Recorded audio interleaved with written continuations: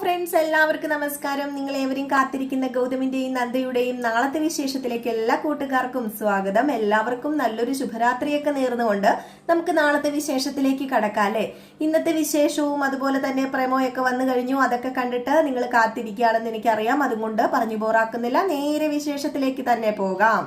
അങ്ങനെ അവസാന ഭാഗമായിട്ട് കണ്ടത് വേറെ ഒന്നുമല്ല, നമ്മുടെ അർജുനെയും പിങ്കിനെയും തന്നെയാണ്. അങ്ങനെ അർജുൻ പറയുന്ന ആ ഒരു കാര്യത്തിന് നമ്മുടെ പിങ്കി കൊടുത്ത ആൻസർ എന്ന് പറഞ്ഞാല്, ഒരിക്കലും അർജുൻ ഇവിടുന്ന് പോകരുത്, അത് ഞാൻ കാരണമാകരുത്, ഒരിക്കലും ഇവിടുന്ന് പോകാൻ പാടില്ല, പ്ലീസ് അർജുൻ എന്നാണ് പറഞ്ഞിരിക്കുന്നത്. ഏതായാലും നമ്മുടെ പിങ്കി എന്തിനായിരിക്കും അർജുനോട് അർജുൻ ഇവിടുന്ന് പോകരുത് എന്ന് പറഞ്ഞിരിക്കുന്നത്. അപ്പൊ ഇത് കേട്ട ഉടനെ തന്നെ അർജുൻ പറയുന്നുണ്ട്, ഞാൻ എന്തിനാണ് ഇവിടെ നിൽക്കുന്നത്, ഞാൻ നിൽക്കുന്നതിന് എന്തെങ്കിലും അർത്ഥമുണ്ടോ പിങ്കി? കാരണവും കാര്യവും സഹിതം ഞാൻ എല്ലാവരുടെയും മുമ്പിൽ വെച്ച് പറഞ്ഞതാണ്. അപ്പൊ അതുകൊണ്ട് തന്നെ ഇനി ഞാൻ ഇവിടെ നിൽക്കുന്നതിൽ എന്താണ് അർത്ഥം ഇരിക്കുന്നത്? അല്ല, ഞാൻ മരിച്ചുപോയി എന്ന് കരുതി പിങ്കി എന്റെ വിധവയായിട്ട് ഇവിടെ കഴിഞ്ഞു, പക്ഷെ ഇപ്പൊ ഞാൻ ഇവിടെ ജീവിച്ചിരിപ്പുണ്ട്. അതുപോലെ തന്നെ പിങ്കിക്ക് ഇവിടെ നിന്ന് എന്റെ ഭാര്യയായിട്ട് തന്നെ തുടരാൻ പറ്റുമോ എന്നൊരു ചോദ്യമാണ് നമ്മുടെ അർജുൻ ചോദിക്കുന്നത്.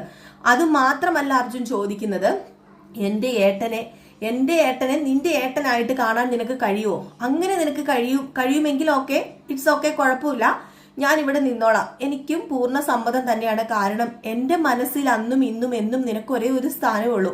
എന്റെ മനസ്സിൽ എന്നും ഒരു പെണ്ണെ കയറിയിട്ടുള്ളൂ, ആ ഒരു പെണ്ണ് പിങ്കി നീ തന്നെയാണ്. പിന്നെ ഞാന് അന്ന് കുറെ അധികം വിഷമിച്ചു, കാരണം ആ ഒരു വിഷമം മാറാന് ഇതുവരെ എനിക്ക് കഴിഞ്ഞിട്ടില്ല. എങ്കിൽ പോലും നന്ദേടത്തിയുടെ വരവ് എന്തൊക്കെയോ എൻ്റെ ജീവിതത്തിൽ മാറ്റങ്ങളൊക്കെ ഉണ്ടാക്കിയിട്ടുണ്ട്. അതുപോലെ തന്നെ ഗൗതമേട്ടനെ കുറിച്ച് എനിക്ക് എൻ്റെ മനസ്സിൽ ഒരു തെറ്റിദ്ധാരണ ഉണ്ടായിരുന്നു, അതൊക്കെ എനിക്ക് നന്ദേടത്തി മാറ്റി തന്നിട്ടുണ്ട്. നന്ദേടത്തി ഇപ്പൊ എൻ്റെ മനസ്സിൽ ആരാണെന്ന് ചോദിച്ചു കഴിഞ്ഞാൽ എനിക്കറിയില്ല, ഇപ്പൊ ദൈവത്തിന് തുല്യം തന്നെയാണ്. അല്ലെങ്കിൽ പിന്നെ എൻ്റെ ഗൗതമേട്ടനെ ഞാൻ തെറ്റിദ്ധരിച്ചേനെ എന്നുള്ള രീതിയിലാണ് ഇങ്ങനെ സംസാരിക്കുന്നത്. പിങ്കി പറഞ്ഞു, മതി അർജുൻ നിർത്ത്, എനിക്ക് കേട്ടതൊക്കെ മതി. അതെ, ന്യായീകരിക്കുന്നതിന് ഒരു കുഴപ്പമില്ല, പക്ഷെ തെറ്റ് മുഴുവനും എൻ്റെ തലയിൽ കൊണ്ടിടരുത്. കാരണം തെറ്റുകാരി ഞാൻ മാത്രമല്ലല്ലോ. ദേ ഇപ്പം അർജുൻ പറഞ്ഞ അർജുന്റെ ഏട്ടനും തെറ്റ് ചെയ്തിട്ടുണ്ട്, തെറ്റ് ചെയ്യാതിരുന്നിട്ടില്ലല്ലോ. പിന്നെ എന്തിന് എന്നെ തെറ്റുകാരി ആക്കുന്നു? പിന്നെ എന്തിന് ഞാനിവിടെ നിൽക്കുന്നു? ഞാൻ ഇവിടെ നിൽക്കുന്നതിന് ഒരർത്ഥം വേണ്ടേ? ആ ഒരർത്ഥം എനിക്ക് അവിടെയും ഇവിടെയും നോക്കിയാൽ ഒന്നും കിട്ടില്ല, ഇനിയൊട്ട് കിട്ടാനും പോകുന്നില്ല എന്ന് പറഞ്ഞപ്പം അത് പിങ്കി അല്ലല്ലോ തീരുമാനിക്കേണ്ടത്. പിങ്കി ഇവിടെ തുടരേണ്ടത് എൻ്റെ ഭാര്യയായിട്ട് തന്നെയാണ്. ഓക്കെ, പിങ്കിക്ക് ചിലപ്പോൾ എന്നെ അഡ്ജസ്റ്റ് ചെയ്യാനൊക്കെ പ്രയാസം കാണുമായിരിക്കും, അതെനിക്ക് കുഴപ്പമില്ല. ഈ ഒരു മുറിയിൽ നമ്മൾ രണ്ട് മനസ്സും ശരീരവുമായിട്ട് താമസിക്കുന്നതിനും എനിക്ക് യാതൊരു വിരോധവും ഇല്ല എന്ന് നമ്മുടെ അർജുൻ തുറന്നു പറഞ്ഞിരിക്കുകയാണ്. അപ്പൊ അർജുന്റെ മനസ്സിലെ എന്താണെന്ന് ചോദിച്ചു കഴിഞ്ഞാൽ ഇവിടുന്ന് അർജുൻ പോകുന്നില്ല എന്നുള്ള രീതിയിൽ തന്നെയാണ്. അതുമല്ല, പിങ്കി പറയുകയും ചെയ്തല്ലോ പ്ലീസ് ഇവിടുന്ന് പോകരുതെന്ന്. അതിൽ ഉപരിയായിട്ട് തന്നെ നമ്മുടെ ഗൗതം, നന്ദ, അതുപോലെ നമ്മുടെ അർജുന്റെ അമ്മ, ഇവരുടെ എല്ലാം കണ്ണീരിലാഴ്ത്തിയിട്ട് ഒരിക്കലും നമ്മുടെ അർജുൻ ഇവിടുന്ന് മടങ്ങി പോവില്ല. അപ്പൊ ആ ഒരു തീരുമാനത്തിലേക്ക് തന്നെയാണ് നമ്മുടെ അർജുൻ എത്തിപ്പെടുന്നത്. അപ്പൊ നമ്മുടെ പിങ്കി മനസ്സിൽ ഇങ്ങനെ വിചാരിക്കുന്നുണ്ട്, ഞാൻ എത്ര നാൾ ഇവിടെ പിടിച്ചു നിന്നാലും, ഞാൻ എത്രയൊക്കെ എന്നെ മാറ്റാൻ ശ്രമിച്ചാലും ഒരിക്കലും അർജുൻ ഒരിക്കലും ഗൗതമാകാൻ പറ്റില്ല. എന്റെ മനസ്സിലെ ഏക പുരുഷൻ, എന്റെ മനസ്സിൽ ഞാൻ ആരാധിക്കുന്ന എന്റെ ഭർത്താവ് ഇപ്പോഴും ഗൗതം തന്നെയാണ്. ഈ വീട്ടിൽ ഞാൻ നിൽക്കുന്നുണ്ടെങ്കിൽ അത് ഗൗതമിനെ മാത്രം മനസ്സിൽ വിചാരിച്ചിട്ടായിരിക്കും. പക്ഷെ എല്ലാവരുടെയും മുമ്പിൽ ഗൗതമിന് വേണ്ടി ഞാൻ അഭിനയിക്കാൻ തയ്യാറാണ്. ഒരിക്കലും അർജുനെ എനിക്ക് എൻ്റെ ഭർത്താവായിട്ട് അംഗീകരിക്കാൻ പറ്റില്ല. പക്ഷേ അഭിനയിച്ച് എൻ്റെ ഗൗതമിനെ എനിക്ക് സ്വന്തമാക്കാൻ പറ്റുവെങ്കിൽ അങ്ങനെ ഞാൻ സ്വന്തമാക്കിയിരിക്കും എന്ന് മനസ്സിൽ ഇങ്ങനെ വിചാരിക്കുകയാണ് കേട്ടോ. അത് നമ്മുടെ അർജുന്റെ മുമ്പിൽ വെച്ച് തന്നെയാണ് ഇതൊക്കെ എന്താ പറയാ മനസ്സിൽ തീരുമാനിക്കുന്നത്. പക്ഷെ അർജുൻ അപ്പോഴും ആത്മവിശ്വാസം കൈയൊഴിയുന്നില്ല. അർജുൻ അപ്പോഴും അർജുന്റെ മനസ്സിൽ ഒരു വിശ്വാസമുണ്ട്, പിങ്കി എന്നെ സ്നേഹിക്കുമായിരിക്കും. ഏതായാലും ഗൗതമേട്ടന് ഒരിക്കലും ഇനി പിങ്കിനെ ശല്യം ചെയ്യാനോ അതായത് പിങ്കിയുടെ പുറകെ വരാനോ പിങ്കിനെ വേണമെന്ന് ആഗ്രഹിക്കുന്നു ഒരിക്കലും ഇല്ല. അപ്പൊ അതുകൊണ്ട് തന്നെ പിങ്കി എന്നെ ഭർത്താവിന്റെ സ്ഥാനത്ത് പതിയെ കാണുമായിരിക്കും എന്നൊരു ചിന്ത തന്നെയാണ്. അതുകൊണ്ട് തന്നെയാണ് നമ്മുടെ അർജുൻ അവിടെ നിൽക്കാൻ ഒരു തീരുമാനം എടുക്കുന്നതും. പക്ഷേ പിങ്കി എന്ന രാക്ഷസിയുടെ ആ ഒരു മനസ്സിലെ കൊടും വിഷം നമ്മുടെ അർജുന് കാണാനായിട്ട് സാധിക്കുന്നില്ല. അതാണ് സത്യത്തിൽ ഉള്ളത്. നമ്മുടെ പിങ്കി എല്ലാവരുടെയും കണ്ണ് കെട്ടിയാണ് ഇനിയിപ്പം മുന്നിലേക്ക് നമ്മുടെ പിങ്കി വലിയ ആളായിട്ട് ജീവിക്കാൻ പോകുന്നത്. പക്ഷേ ഇത് നമ്മുടെ നന്ദയ്ക്കറിയാം.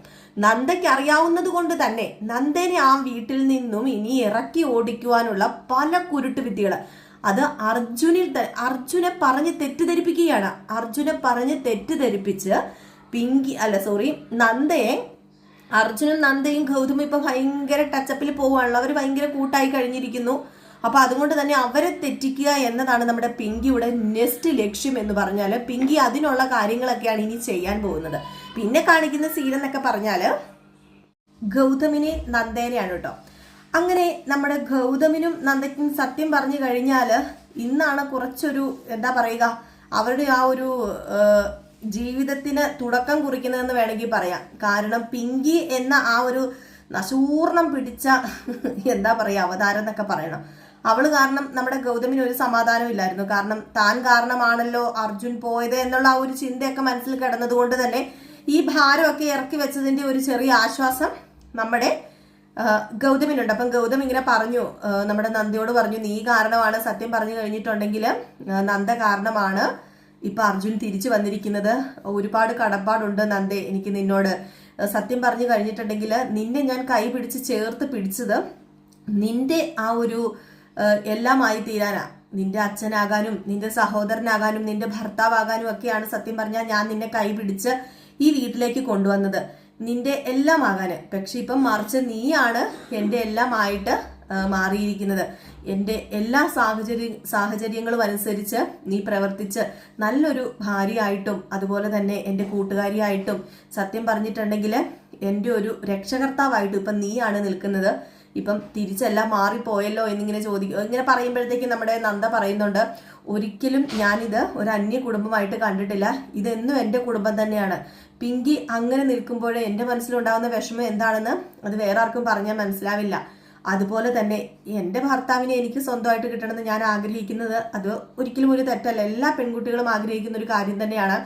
അതുമാത്രമല്ല ഈ ഗൗതം സാറിന്റെ കൂടെ കളിച്ച് ചിരിച്ച് വളർന്ന സ്വന്തം അനിയനെ തിരിച്ചറിഞ്ഞിട്ടും അനിയൻ ജീവിച്ചിരിപ്പുണ്ടെന്ന് അറിഞ്ഞിട്ടും അവരെ കൊണ്ടുവന്ന് അത് അർജുൻ സാറിന് തന്നില്ലെങ്കിൽ ഞാൻ പിന്നെ ആരാന്ന് ചോദിക്കുമ്പം, അല്ല നീ എന്തിനാണ് നന്ദ ഇനിയും എന്നെ അർജുൻ സാർ എന്ന് വിളിക്കുന്നത്, നിനക്ക് എന്നെ വേറെന്തെങ്കിലും വിളിച്ചൂടെ എന്ന് ചോദിക്കുമ്പോൾ നമ്മുടെ നന്ദ പറയുന്നുണ്ട്, അത് പിന്നെ ഈ അർജുൻ സാർ എന്ന് വിളിക്കുമ്പോൾ ഞാൻ പണ്ട് പറഞ്ഞിട്ടില്ലേ അതിനകത്തൊരു കൂട്ടുകാരനുണ്ട്, രക്ഷകർത്താവുണ്ട്, അച്ഛനുണ്ട്, അമ്മയുണ്ട്, എല്ലാം ഉണ്ട്. സാർ എന്ന ആ ഒരു വിളിയിൽ നമ്മൾ പഠിപ്പിക്കുന്ന നമ്മുടെ അധ്യാപകർ നമ്മളെല്ലാമായിട്ട് അങ്ങനെ തന്നെയല്ലേ നമ്മൾ കാണുന്നത്.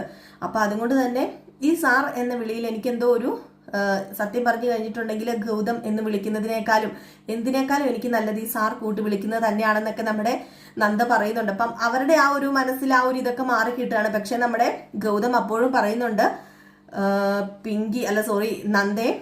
നന്ദ നമുക്കിത് ഇങ്ങനെ വിട്ടാൽ ശരിയാവില്ല, അവരുടെ ജീവിതം അർജുന്റെ ജീവിതം എങ്ങനെയെങ്കിലും സേഫ് ആക്കി കൊടുക്കണം, നന്ദയും അർജുനെയും എങ്ങനെയെങ്കിലും ഒന്നിപ്പിക്കണം എന്നൊക്കെ ഇങ്ങനെ പറയുന്നുണ്ട് കേട്ടോ. അപ്പൊ അവരെ കുറിച്ച് കുറച്ച് സംസാരിക്കുന്ന സീന് കാണിക്കുന്നുണ്ട്. ഡയലോഗ് സഹിതം ഞാൻ നാളെ പറയാമേ.